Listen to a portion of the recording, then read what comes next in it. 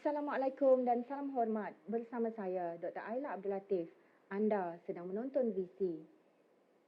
Dalam episod VC pada hari ini, kita akan sama-sama membincangkan berkaitan dengan perancangan bersasar dari sudut bantuan pendidikan dari pihak Yayasan Sarawak dalam ekosistem di mana ianya memberikan sistem sokongan yang padu melalui transformasi dan transisi perubahan sosioekonomi masyarakat ke arah kemajuan. Dan bersama saya pada hari ini adalah Tuan Haji Azmi bin Haji Bujang, merupakan pengarah Yayasan Sarawak sendiri. Assalamualaikum. Waalaikumsalam, Doktor. Apa khabar? Bagus, Alhamdulillah. Okey, terima kasih Tuan Haji di atas kesediaan untuk bersama-sama kami pada hari ini. Terima kasih. Okey, Tuan Haji, rasanya masih belum terlambat untuk kami semua mengucapkan tahniah di atas pingat yang diterima baru-baru ini, iaitu pingat Perkhidmatan Cemerlang Emas ya. Terima kasih. Okey. Alhamdulillah. Alhamdulillah. Saya rasa memangnya ianya adalah satu penghargaan yang bersesuaian kerana tetamu kita pada hari ini bukanlah calang-calang orangnya, merupakan seorang yang memiliki Masters in Policy Science dari Curtin University pada tahun 2014, juga merupakan setiausaha sulit kanan Ketua Menteri Sarawak pada zaman Tok Nan dahulu yang Almarhum popular. Tok Nan, ya. Dan merupakan bekas pegawai daerah selama 5 tahun di daerah Lundu. Ya. Okey. Tidak juga dilupakan, saya mendapat tahu bahawa beliau merupakan salah seorang penerima beasiswa Tunku Abdul Rahman. Ya.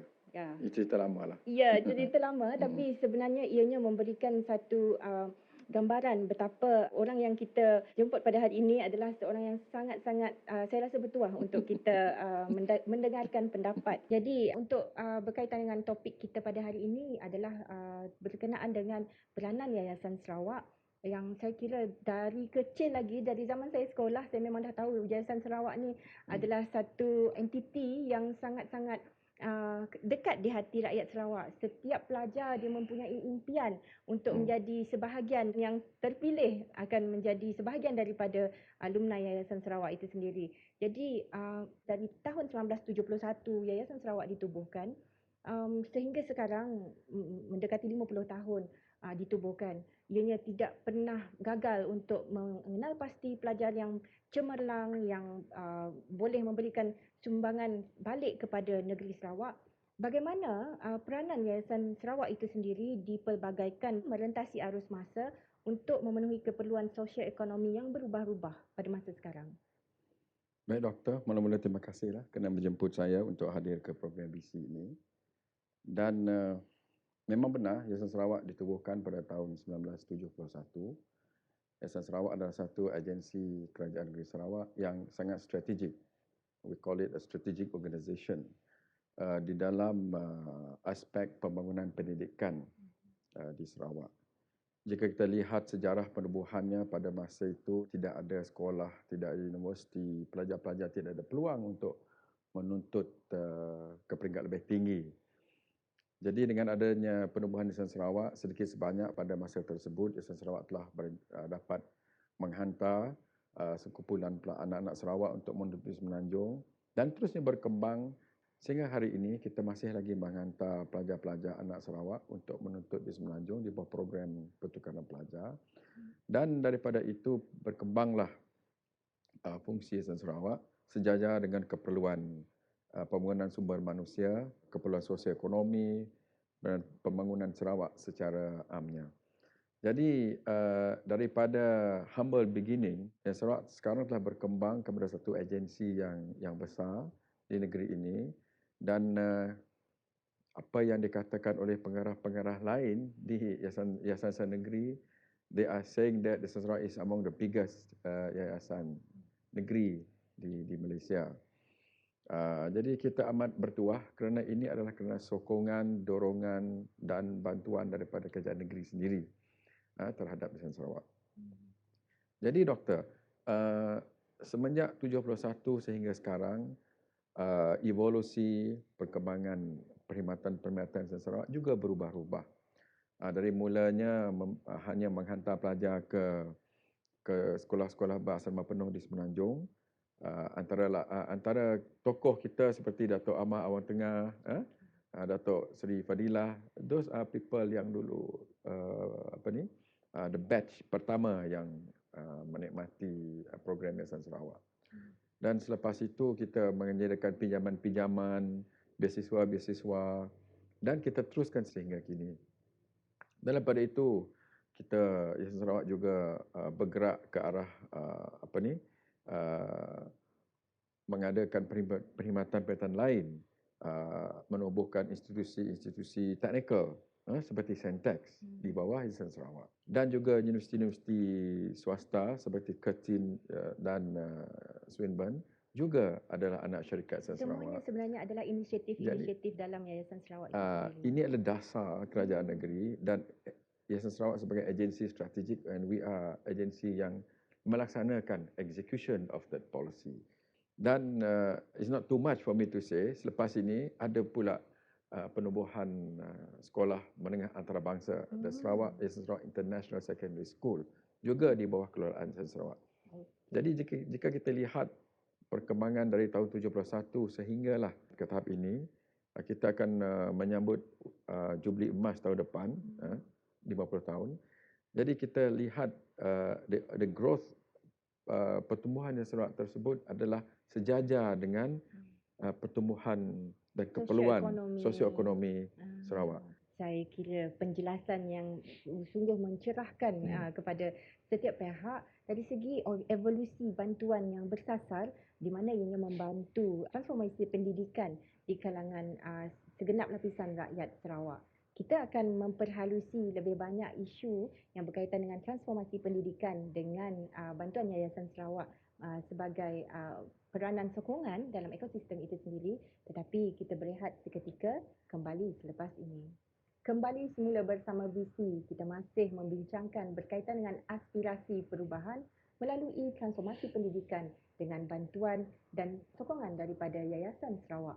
Okey, Tuan Haji, tadi kita bercerita tentang resources ataupun sumber yang banyak yang diperuntukkan untuk transformasi perubahan ekosistem pendidikan itu sendiri. Dan saya melihat banyak yang fokus-fokus yang disasarkan dan bagaimana sebenarnya evolusi yang ingin dibuat ini diuruskan secara efektif dan sistematik di peringkat pengurusan.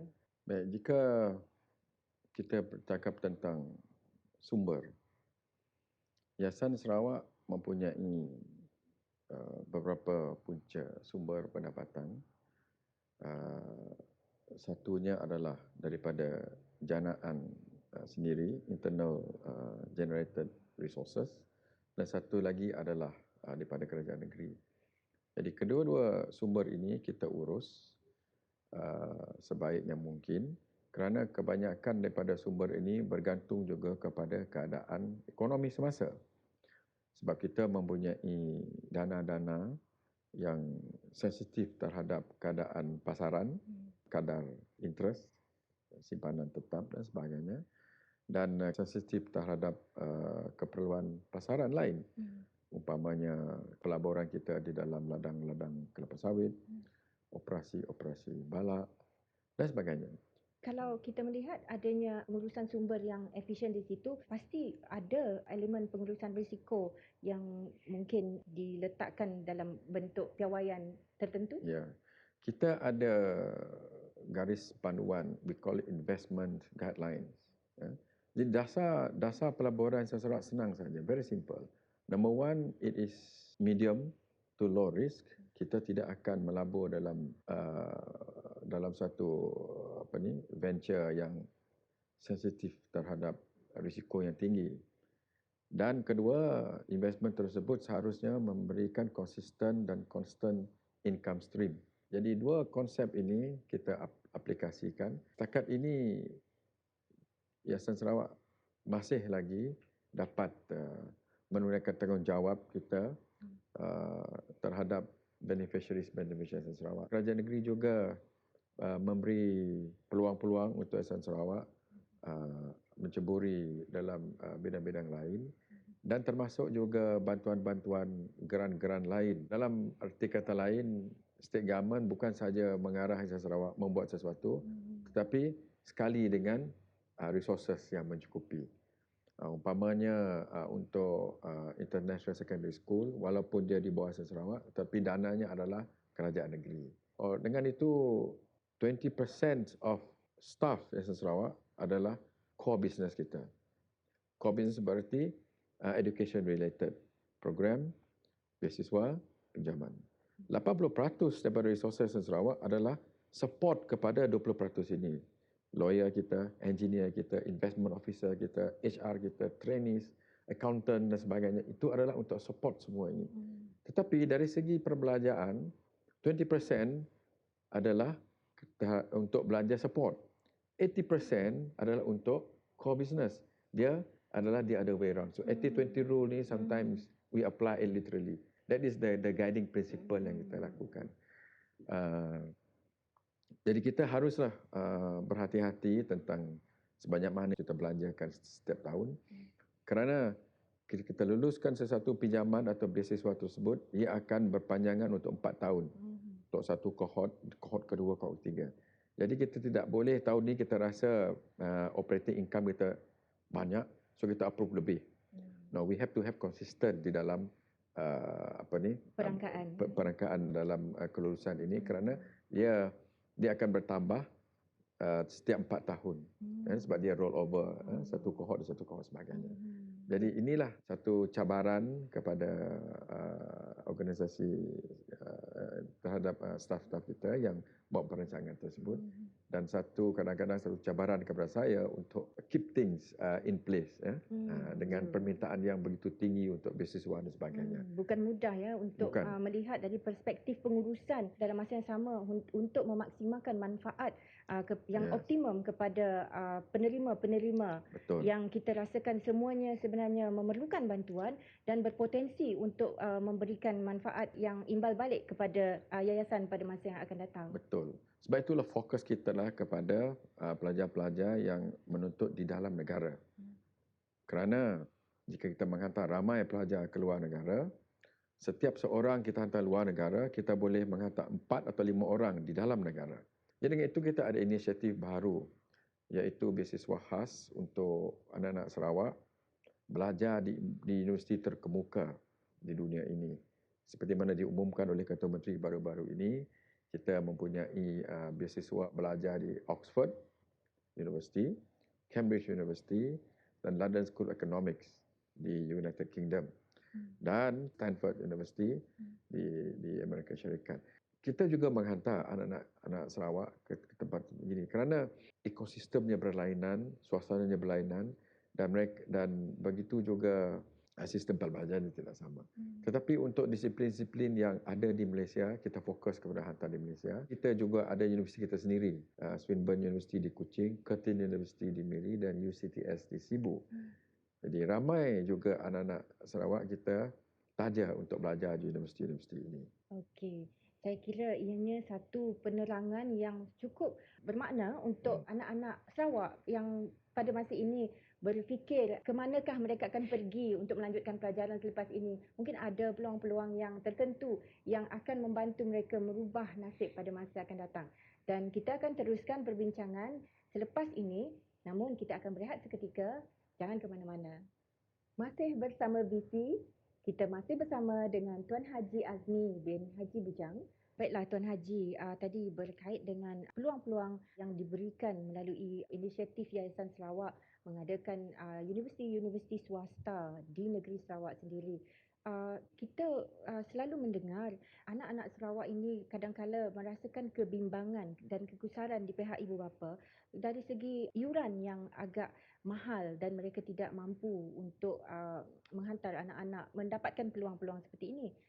Bagaimana ianya boleh dijadikan satu perkara yang mungkin bukan satu cabaran kepada ibu bapa tetapi ianya telah dilihat oleh Yayasan Sarawak sendiri sebagai satu yang boleh di overcome ataupun yang boleh diatasi. Penubuhan universiti-universiti ini di Sarawak adalah untuk membawa International University berada di Sarawak dan supaya anak-anak Sarawak dapat berpeluang menuntut universiti-universiti ini tanpa berada di luar negara. Jadi pada tahun 1999 dan tahun 2000, Kerajaan Negeri telah menubuhkan Curtin University dan Swin University yang berada ditempatkan di Miri dan di Kuching, dan UCTS kemudiannya di Sibu untuk membuka peluang kepada anak-anak Sarawak belajar di universiti ini. Namun harus kita sedari dan kita mengakui bahawa yuran mereka adalah lebih tinggi sedikit daripada universiti-universiti awam, kerana universiti-universiti ini tidak mempunyai elemen-elemen bantuan daripada kerajaan. Tetapi jika kita lihat dan kita kaji, walaupun fee tersebut tinggi, tetapi kadarnya adalah lebih murah daripada kita belajar di luar negara. Umpamanya, kalau kita belajar di Swinburne University di Sarawak untuk kursus engineering, kursusnya adalah dalam lingkungan 100 ke 120 ribu untuk 4 tahun. Tetapi jika kita belajar di Melbourne, saya rasa setengah juta pun tidak cukup. Tapi kita sedar juga bahawa ramai dalam kalangan Bumiputera khususnya tidak mampu untuk belajar universiti-universiti ini. Kerana jika belajar di Unimas, UiT dan sebagainya, untuk belajar 4 tahun untuk dalam jurusan engineering, boleh jadi fee-nya cuma 30 ke 40 ribu, paling tinggi. Jadi Yayasan Sarawak mempunyai inisiatif program BP40, BP40 Bumiputera dalam kalangan B40. Untuk mereka, untuk agar lebih ramai anak-anak Bumiputera khususnya dan juga kaum-kaum lain yang bukan Bumiputera, jika layak, dapat peluang untuk belajar di universiti-universiti seperti di Curtin, Swinburne dan UCTS ini. Jadi jika kita lihat, fee ini adalah satu kolaborasi antara Yayasan Sarawak dengan universiti tersebut, supaya pelajar-pelajar yang layak di bawah program BP40 ini cuma membayar fee yang lebih kurang dengan universiti awam.